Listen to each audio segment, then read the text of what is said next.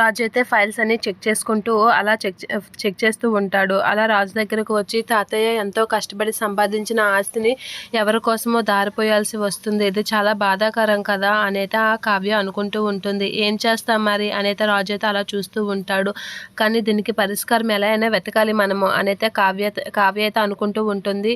ఇక ఈ విషయం గురించి ఆలోచించాలి అనే టైంలో శృతి అయితే ఫోన్ చేస్తూ ఉంటుంది. మేడం, మీరు చెప్పినట్లుగా ఇద్దరు రెడీ చేశాను, మీకు పంపించాను చూడండి. మీకు దీంట్లో ఏవైనా కరప్షన్స్ ఉంటే నాకు చెప్పండి, ఇప్పుడే కరప్షన్ చేస్తాను అనేత అంటూ ఉంటుంది. సరే శృతి అనేత అంటూ ఉంటుంది కావ్య. అలా అనేసి ఫోన్లో అయితే చూస్తూ ఉంటుంది. అందులో ఒక ఫోటో చూడి కావ్య అయితే షాక్ అవుతూ ఉంటుంది.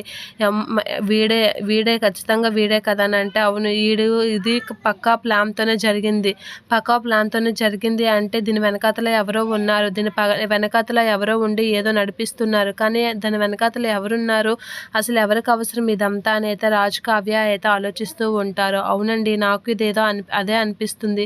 ఎవరో ఉండి మనల్ని ఇరికించడానికి ఇదంతా చేశారు, ఎవరు అయి ఉంటారు అని చెప్పి కావ్య అయితే ఆలోచిస్తూ ఉంటుంది. రాజు కూడా ఎవరా అని అయితే ఆలోచిస్తూ బాగా తీక్షణంగా ఆలోచిస్తూ ఉంటారు.